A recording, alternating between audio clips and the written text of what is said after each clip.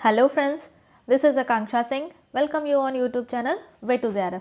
ये है practice set number 3 NET JRF और UPHESC मीन्स नेट JRF के लिए और जो असिस्टेंट प्रोफेसर का भी एग्ज़ाम होने वाला है उसके लिए यह है प्रैक्टिस सेट नंबर 3।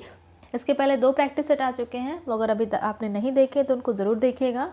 और इसकी UPHESC करके एक पूरा अलग से प्लेलिस्ट है, उसमें आपको सारे प्रैक्टिस सेट्स एक साथ मिल जाएंगे, तो आप पूरी प्लेलिस्ट भी चेक कर सकते हैं। प्लेलिस्ट का लिंक आपको डिस्क्रिप्शन बॉक्स में मिल जाएगा। एंड वीडियो अगर आपको अच्छी लगती है तो लाइक एंड शेयर ज़रूर कर दीजिएगा। एंड अगर अभी तक आपने चैनल सब्सक्राइब नहीं किया है तो चैनल को भी सब्सक्राइब ज़रूर कर लीजिएगा। एंड टेलीग्राम चैनल का लिंक आपको डिस्क्रिप्शन बॉक्स में मिल जाएगा, आप वहाँ से टेलीग्राम चैनल ज्वाइन कर लीजिए, इसका PDF आपको वहाँ पर मिल जाएगा। सो हम स्टार्ट करते हैं। जो सबसे पहला क्वेश्चन है, triggering the mind of participants to find out solution for a problem is called. Means कोई प्रॉब्लम है, उसका सोल्यूशन फाइंड आउट करना है। उसके लिए हम जो मेंटल वर्क करते हैं, जो भी माइंड में स्टिमुलेशन की, कैसे माइंड को स्टिमुलेट करने, कैसे माइंड को एक्टिव रख के उसके पॉसिबल सोल्यूशंस ढूंढे जाएँ प्रॉब्लम के, तो इसको क्या कहते हैं। ऑप्शंस हैं कोलिकियम, सिंपोजियम, डिबेट या ब्रेनस्टॉर्मिंग। मीन्स कोई समस्या है, कोई प्रॉब्लम है, उसके समाधान खोजने के लिए जो भी पार्टिसिपेंट्स हैं उनके माइंड को, दिमाग को स्टिमुलेट करना, उत्तेजित करना, ये क्या कहलाता है, तो ये कहलाता है ब्रेनस्टॉर्मिंग। ब्रेनस्टॉर्मिंग मीन्स किसी भी प्रॉब्लम के लिए न्यू सॉल्यूशंस को ढूंढना, तो इसको बोलते हैं ब्रेनस्टॉर्मिंग। नेक्स्ट क्वेश्चन आता है, indicate the correct sequences of activities in the home management process. तो यहाँ पे सिंपली हम बात कर रहे हैं कि जो मैनेजमेंट प्रोसेस में जो एक्टिविटीज़ हैं उनका करेक्ट सीक्वेंस बताना है कि उनका करेक्ट सीक्वेंस क्या है। तो हमने यहाँ पे पढ़ा है कि एक शॉर्ट फॉर्म हमने पढ़ा है POSTCORB मीन्स पोस्ट कार्ब। ये एक शॉर्ट फॉर्म है, या हम बोल सकते हैं कि नेमोनिक्स हैं जो भी मैनेजमेंट प्रोसेस हैं, उनके मैनेजमेंट प्रोसेस के अंदर में कितनी एक्टिविटीज़ या क्या क्या एक्टिविटीज़ हैं, तो उन एक्टिविटीज़ का जो सीक्वेंस है उसको पोस्ट कार्ब कहते हैं। अगर इसकी वीडियो आपने डिटेल में नहीं देखी तो इसका लिंक ऊपर आपको आई बटन पे मिल जाएगा, तो आप ज़रूर देख लीजिएगा। इसमें हमने डिटेल में डिस्कस किया है कि पोस्ट कार्ब क्या है और पोस्ट कार्ब में कौन कौन सी एक्टिविटीज़ क्या है, इनका फुल फॉर्म क्या है, इनका फंक्शन क्या है, हमने हर एक चीज़ को डिस्कस किया है। अब यहाँ पे हम बात करते हैं कि मैनेजमेंट प्रोसेस की एक्टिविटीज़ को सीक्वेंस में अरेंज करना है। तो हमने पढ़ा है कि feedback is the last activity. तो यहाँ पे फीडबैक 2 में दिया हुआ लास्ट, मीन्स ये 2 ऊपर वाला, ये ऑप्शन और ये ऑप्शन तो गलत हो गया।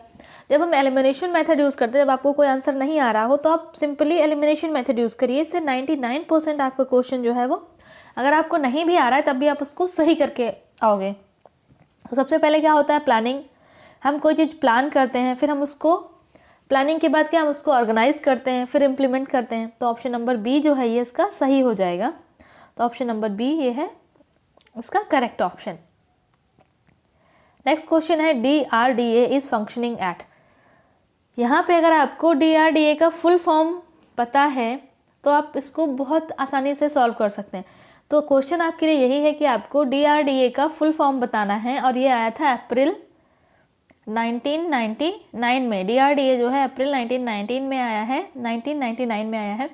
तो DRDA का फुल फॉर्म आपको बताना है, और ये फंक्शन करता है डिस्ट्रिक्ट लेवल पे। जो DRDA ये है रूरल डेवलपमेंट के प्रोग्राम है, ये मीन्स रूरल डेवलपमेंट के लिए कि जो रूरल एरिया है उनको कैसे डेवलप किया जाए उसके लिए प्रोग्राम है, और ये डिस्ट्रिक्ट लेवल पे काम करता है। तो उसका फुल फॉर्म आपको मोस्ट ऑफ द हिंट्स यहाँ से मिल गए हैं, तो फिर भी आपको इसका फुल फॉर्म बताना है कमेंट सेक्शन में। नेक्स्ट क्वेश्चन आता है, normal BMI for adult Asian age suggested by WHO। WHO ने normal body mass index, BMI means body mass index, क्या बताया है नॉर्मल जो एशियन एडल्ट्स हैं उनके लिए। बॉडी मास इंडेक्स मीन्स एक आइडियल वेट के बारे में बात करता है। अगर जो BMI है वो वैल्यू से कम है मीन्स पर्सन अंडर वेट है, और BMI अगर वैल्यू से ज़्यादा है मीन्स पर्सन ओवर वेट है। और जो BMI की जो वैल्यू है वो, इसको हमने देखो यहाँ पे क्या kg/m² में दिया है। मीन्स यहाँ पहले हम ऊपर लिखेंगे वेट, जिसकी यूनिट होती है kg, किलोग्राम। उसके नीचे फिर हम डिवाइड में लिखते हैं हाइट, जिसकी यूनिट नॉर्मली होती है मीटर, बट यहाँ पे मीटर स्क्वायर दिया है तो मीन्स किसी पर कोई पर्सन है, उसका वेट अगर 50 kg है तो हम लिख देंगे 50 kg, और उसकी अगर हाइट 1.52 मीटर है तो ये 1.52 मीटर ना लिख के हम पहले इसका स्क्वायर करेंगे, और इसका स्क्वायर करने पे जो वैल्यू आएगी उसको हम यहाँ पे लिखेंगे, तो इसीलिए हम इसको बोलते हैं हाइट इन मीटर स्क्वायर। इसको डिवाइड करने के बाद जो वैल्यू आती है उसको हम बोलते हैं बॉडी मास इंडेक्स। तो जो बॉडी मास इंडेक्स है, average body mass index adult के लिए, वो क्या है, वो है 18 से 23 kg पर मीटर स्क्वायर। तो ये हो जाएगा इसका ऑप्शन नंबर ए सही, 18 से 23 kg पर मीटर स्क्वायर, ये नॉर्मल एडल्ट के लिए बॉडी मास इंडेक्स है। नेक्स्ट क्वेश्चन आता है the sequential order of extension education process. जहाँ पे भी आपको दिया हो एक्सटेंशन एजुकेशन प्रोसेस, तो आपको एक चीज़ याद रखनी है कि जो भी एक्सटेंशन एजुकेशन प्रोसेस है इसके 5 स्टेप होते हैं। कहीं कहीं पे इसको कई बार पूछा गया है कि एक्सटेंशन एजुकेशन प्रोसेस में कितने स्टेप होते हैं या फिर कितने एलिमेंट होते हैं, तो वो होते हैं 5। और इसका एक बहुत सिंपल सा टेक्निक भी है याद करने की, इसको हम बोलते हैं SOTER, sorter. S means situation, O means objective, T से टीचिंग, E से इवेल्युएशन, R से रिकंसिडरेशन। अब यहाँ से आप इसको बहुत आसानी से सीक्वेंस में लगा सकते हैं। सबसे पहले क्या है, सिचुएशन मीन्स ऑप्शन नंबर 3, तो 3 सिर्फ इन दोनों में ही है। सिचुएशन के बाद O मीन्स ऑब्जेक्टिव, ऑब्जेक्टिव के बाद टीचिंग, इवेल्युएशन एंड रिकंसिडरेशन, तो ऑप्शन नंबर सी सही है। तो इसका आप ये नेमोनिक्स भी याद कर सकते हैं कि सोटर, और सिंपली ये भी पूछ लेते हैं कभी कभी कि एक्सटेंशन एजुकेशन प्रोसेस में स्टेप कितने होते हैं, तो वो होते हैं 5। नेक्स्ट क्वेश्चन आता है the female sex hormone is oestrogen. अगर हम फीमेल सेक्स हार्मोन की बात करते हैं तो वो हो जाता है oestrogen. Next question the correct sequence for curriculum planning is. Curriculum planning के लिए कोई, अगर हम करिकुलम प्लान कर रहे हैं मीन्स कोई एक्टिविटी प्लान कर रहे हैं, तो उसका करेक्ट सीक्वेंस क्या होगा। ऑप्शंस क्या हैं, tentative curriculum, consideration of curriculum needs, evaluation of tentative curriculum and pilot testing of tentative curriculum. सबसे पहले अगर हम कोई कुछ हम प्लान कर रहे हैं, कोई एक्टिविटी प्लान कर रहे हैं, सबसे पहले हम नीड्स को देखते हैं कि अगर कोई एक्टिविटी प्लान करनी है तो उसके लिए हमें क्या क्या नीड्स होंगी। सबसे पहले क्या आएगा, कंसिडरेशन ऑफ करिकुलम नीड्स। जब हमारे पास नीड्स होंगी, हमारी जो भी ज़रूरतें हैं, ज़रूरत का जो भी सामान है वो हमारे पास है, तो हम एक टेंटेटिव प्लान बनाते हैं। जैसे हमें कोई घर पे अगर कोई छोटा सा फंक्शन है तो उसके पहले हम देखते हैं कि फंक्शन में क्या क्या चीज़ें ज़रूरत पड़ेंगी, हम वो बनाते हैं। फिर हम बोलते हैं कि ओवरऑल एक रफली प्लान बना के देखते हैं कि अच्छा ओवरऑल हमें क्या कैसा करिकुलम बनाना होगा। उसके बाद हम फिर उस पर डिस्कस करते हैं, उसको फिर इम्प्रूव करते हैं और लास्ट में जाके एक फाइनल प्लान बनता है। तो सिंपल यही यहाँ पे भी है कि सबसे पहले हमें नीड्स को देखना है, हमारी ज़रूरतें क्या हैं। उसके बाद हम एक टेंटेटिव करिकुलम बनाते हैं, मीन्स कि एक बेसिक आउटलाइन बनाते हैं कि बेसिक आउटलाइन ये होगा। उसके बाद हम उसको टेस्ट करते हैं, उस पर हम डिस्कशन करते हैं कि इसमें कुछ इम्प्रूवमेंट होगा या कहीं पे कोई नेगेटिव या पॉजिटिव टर्म्स हैं, मीन्स क्या इसके पॉजिटिव इफेक्ट होंगे क्या नेगेटिव, उन सबको हम इवेलुएट करते हैं। उसके बाद हम एक उसका इवेलुएशन करते हैं और फिर फाइनल प्लान बनाते हैं। तो यहाँ पे ऑप्शन नंबर बी जो है ये करेक्ट हो जाएगा। नेक्स्ट क्वेश्चन आता है cholesterol is very good as it is rich in protein and. जो कोलेस्ट्रॉम है वो प्रोटीन में रिच होता है और प्रोटीन में रिच होने के साथ साथ ये एंटीबॉडीज़ में भी रिच होता है। Cholesterol is the first milk produced by mammary glands after the birth. तो ये कोलेस्ट्रॉम जो इसको हम फर्स्ट मिल्क बोलते हैं, ये प्रोटीन और एंटीबॉडीज़ में रिच होता है, जो कि इन्फेंट को फर्दर इन्फेक्शन से, डिसीजेस से प्रिवेंट करता है। नेक्स्ट क्वेश्चन आता है which among the following are the community services offered in the interest of the public. इनमें से कौन सी कम्युनिटी सर्विसेज हैं जो पब्लिक को प्रोवाइड की जाती हैं, जो पब्लिक के लिए हैं। तो ऑप्शंस क्या हैं, protection, transport, social and communication. तो सिंपल सा बात है, जो सोशल की अगर हम बात करें, सोशल मीन्स सोसाइटी, तो सोसाइटी कोई सर्विस नहीं है। तो जहाँ जहाँ पे भी थर्ड ऑप्शन है उसको हम कट कर सकते हैं। बचा कौन सा option? Option number C means transport, protection और कम्युनिकेशन। ये तीनों क्या है? कम्युनिटी सर्विसेज हैं जो पब्लिक को ऑफर की जाती है, पब्लिक के लिए होती हैं। नेक्स्ट क्वेश्चन आता है which of the following is shared from living सीप। सीप से मीन्स सीप के हेयर को शेयर करना है, मीन्स हेयर मीन्स वूल, ऊन के लिए। ऊन के लिए जो सीप के जो हेयर्स को शेयर करते हैं या हेयर्स को निकालते हैं, तो वो कौन सी प्रोसेस है जिसमें लिविंग सीप मीन्स जो सीप है उसको किल नहीं किया जाता है, उसको जिंदा रखते हैं और उसकी जो बॉडी पे जो हेयर्स हैं उनको निकाल लेते हैं, तो उसको हम बोलते हैं फ्लीस। फेल्ट जो है ये नॉन वुवन क्लॉथ है जिसमें कई सारे फाइबर्स को लेयर्स में लगाते हैं, उसको फिर हीट एंड मॉइस्चर के थ्रू उसको कंप्रेस करके फैब्रिक बनाते हैं, तो उसको नॉन वुवन बोलते हैं, नॉन वुवन फैब्रिक। मॉयरिंग, तो मॉयरिंग जो है ये एक टाइप की फिनिशिंग है मॉयरिंग। और अगर हम बात करें कि जो लिविंग सीप से जो वूल निकाली जाती है उसको हम बोलते हैं फ्लीस। नेक्स्ट क्वेश्चन है electronic media is a mass media. तो सिंपल सही बात है कि इलेक्ट्रॉनिक मीडिया जो है वो मास मीडिया भी होता है। All mass media are not electronic media, ये भी सही है कि जितने भी मास मीडिया हैं ज़रूरी नहीं वो इलेक्ट्रॉनिक हो। जैसे न्यूज़पेपर है ये भी मास मीडिया है, बट ये इलेक्ट्रॉनिक मीडिया नहीं है, ये प्रिंट मीडिया है। तो both the options are correct, तो ऑप्शन नंबर जो सी है ये सही हो जाएगा। नेक्स्ट क्वेश्चन है which of the following is a double pointed dart. Double pointed dart किस में होता है? डार्ट्स को हम नॉर्मली फिटिंग के लिए यूज़ करते हैं, फिटनेस के लिए, जो क्लॉथ है उसकी प्रॉपर फिटिंग देने के लिए डार्ट्स को यूज़ करते हैं। और अगर हम डबल पॉइंटेड की बात करें तो ये आता है फिश डार्ट। फिश डार्ट जो है ये डबल पॉइंटेड डार्ट होता है। नेक्स्ट क्वेश्चन आता है क्वेश्चन नंबर 13।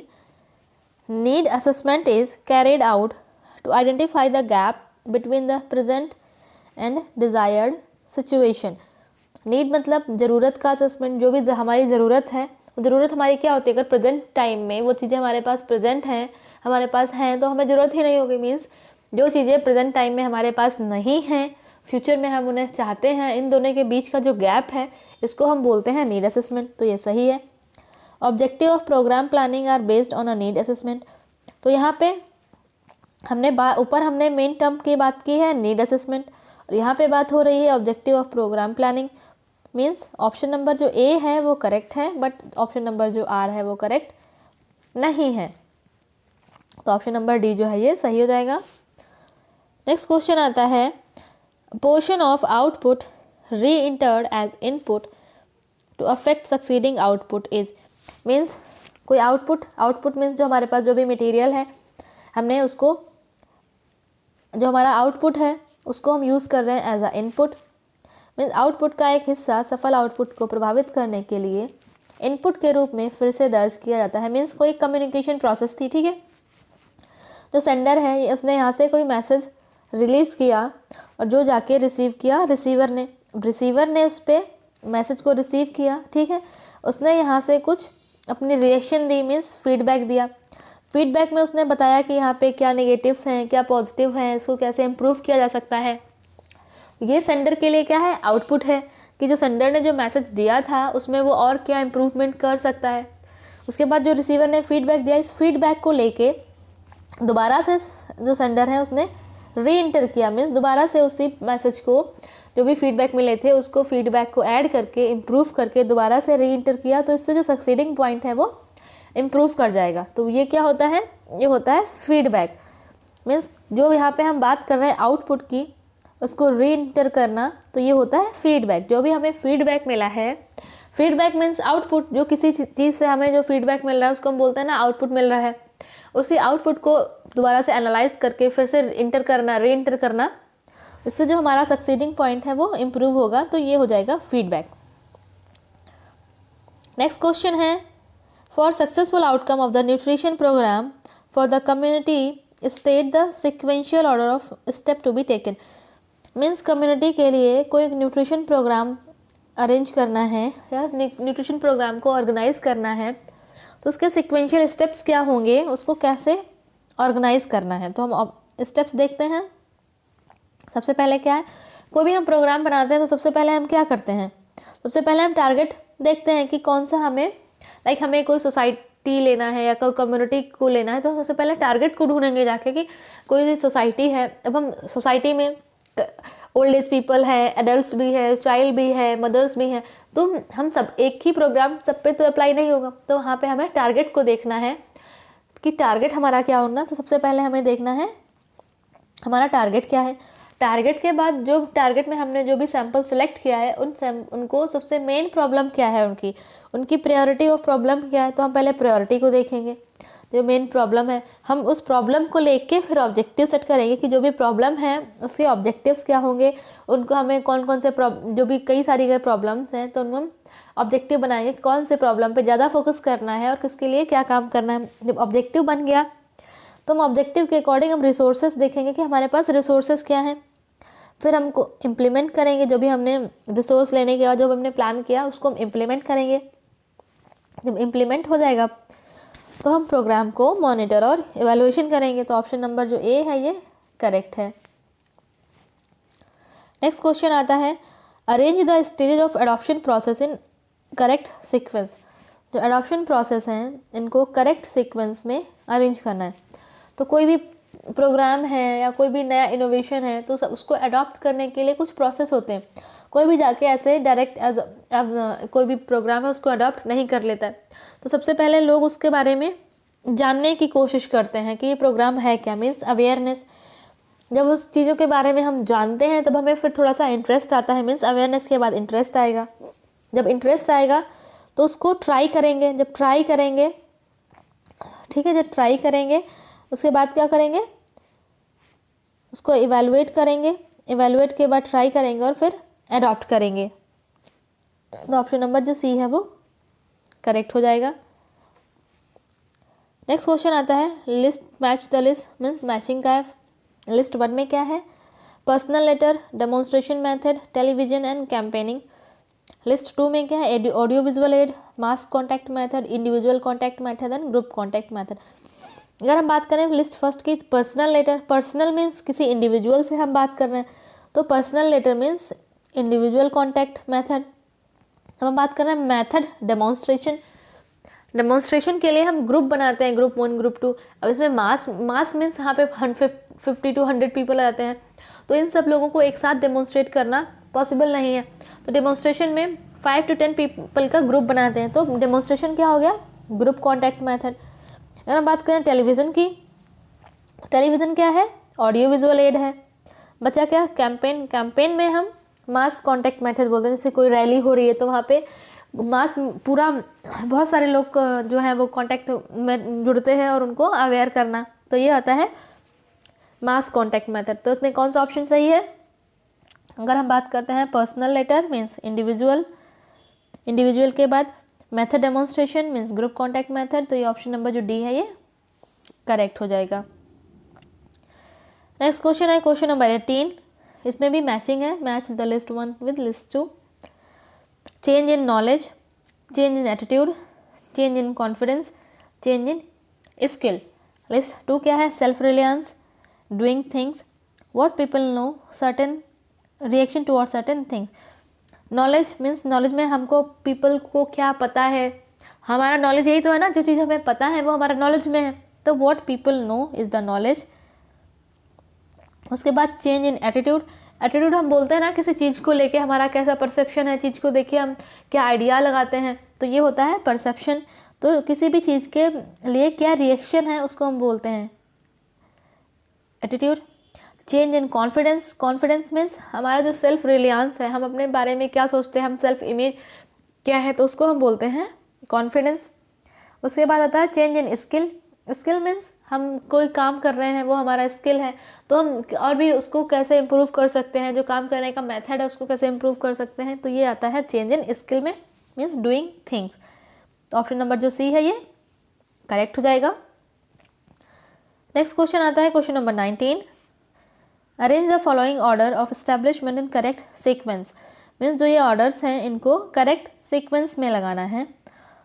तो क्या है, ICDS integrated child development scheme, ये आया था 1975 में। सेंट्रल सोशल वेलफेयर बोर्ड, ये आया है 1953 में। Convention on rights of children, ये आया है 1992 में। उसके बाद national council of education research and training, ये है NCERT 1961 में। तो हम अरेंज करते हैं, तो सबसे पहले आएगा सेंट्रल सोशल वेलफेयर बोर्ड, उसके बाद आएगा NCERT, फिर ICDS और CRC। ऑप्शन नंबर बी जो है ये करेक्ट हो जाएगा। आगे हम देखते हैं इनके बारे में, हम थोड़ा थोड़ा सा कुछ पॉइंट्स देखते हैं क्या है। CSWB means central social welfare board, ये 1953 में आया था। इनका मेन फंक्शन क्या है? To survey the need and requirement of social welfare organisation.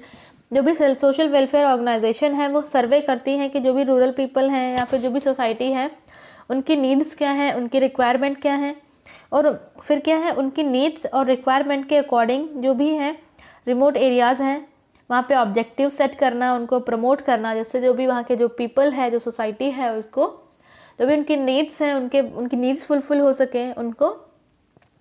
और ये जो CSWB है ये किसके द्वारा चलाया जाता है, किसके द्वारा गवर्न किया जाता है?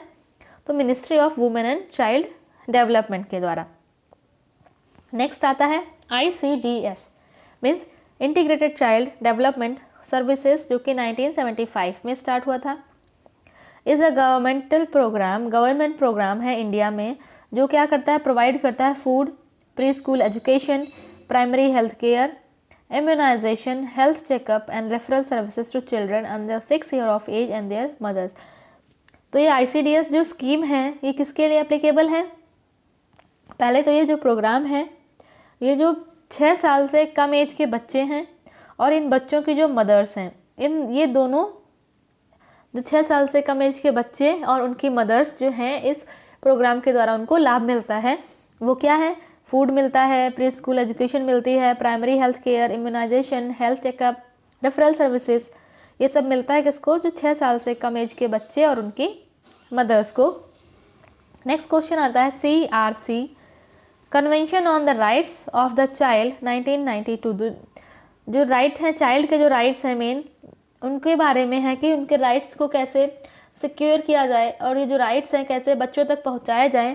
तो ये बात करता है convention of the rights of the child, ये आया था 1992 में। इसमें बात क्या किया गया? जो भी इस पर यूनाइटेड नेशन ने बात किया है कि जो राइट्स हैं चिल्ड्रन के, like civil, political, economical, social, health and culture rights of children, ये जो भी राइट्स हैं ये सभी राइट्स चाइल्ड तक पहुंचाया जाएं और ये सारे राइट्स जो हैं चाइल्ड को मिलें।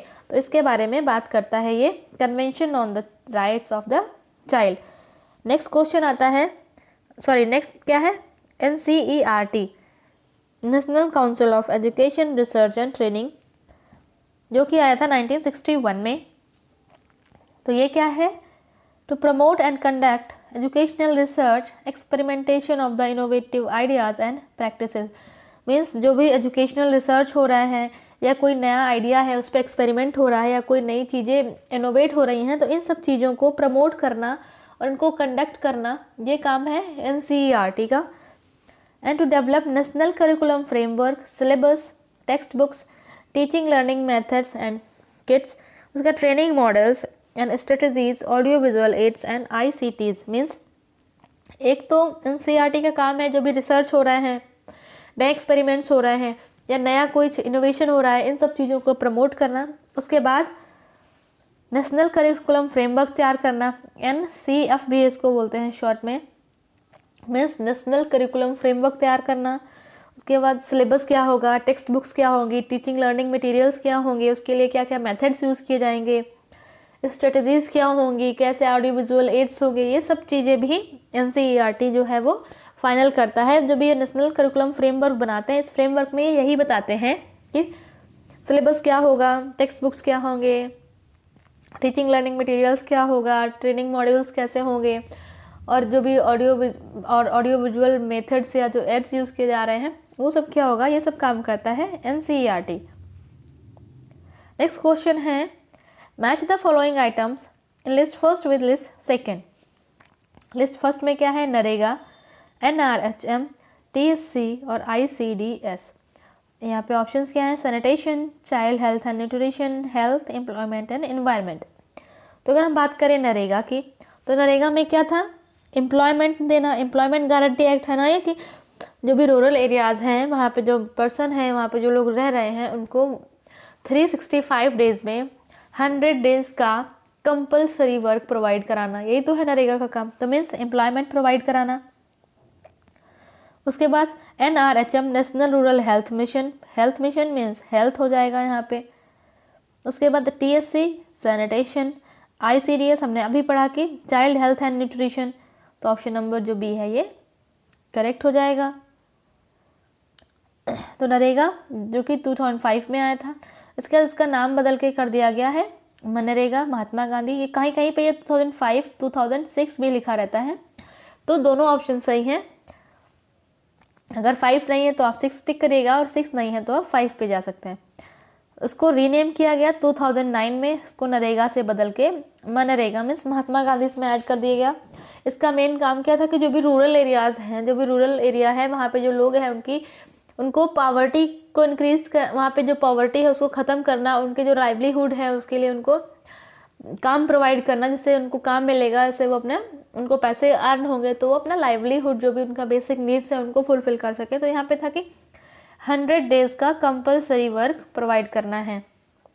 उसके बाद NRHM means national rural health mission, ये भी 2005 में आया था। Main aim to provide accessible, affordable and quality health care to the rural population, specially the vulnerable groups.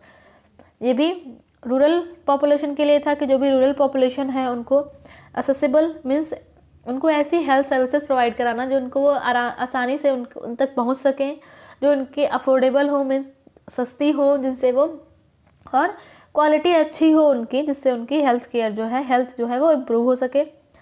उसके बाद DRDA district rural development agencies, जो कि अप्रैल 1999 में आया था। इसका मेन एम क्या था, DRDA का था कि जो भी रूरल एरिया के लिए जो भी प्रोग्राम्स, जो भी डेवलपमेंट प्रोग्राम है, लाइक एंटी पावर्टी प्रोग्राम है, या फिर उनको कैसे मैनेज करना है, वहाँ पे कैसे पावर्टी को कम करना है, तो इससे रिलेटेड जो भी प्रोग्राम थे जो कि डिस्ट्रिक्ट लेवल पे मैनेज होते हैं, तो इन प्रोग्राम्स को कैसे इफेक्टिवली अप्लाई किया जाए, कैसे उनको इफ़ेक्टिव बनाया जाए, इन सब के बारे में काम करता है DRDA। एंड वीडियो अगर आपको अच्छी लगी है तो लाइक एंड शेयर ज़रूर कर दीजिएगा। एंड अगर अभी तक आपने चैनल सब्सक्राइब नहीं किया तो चैनल को भी सब्सक्राइब ज़रूर कर लीजिएगा। थैंक यू, मिलते हैं नेक्स्ट वीडियो में, तब तक के लिए wish you all the very best, good luck, bye bye.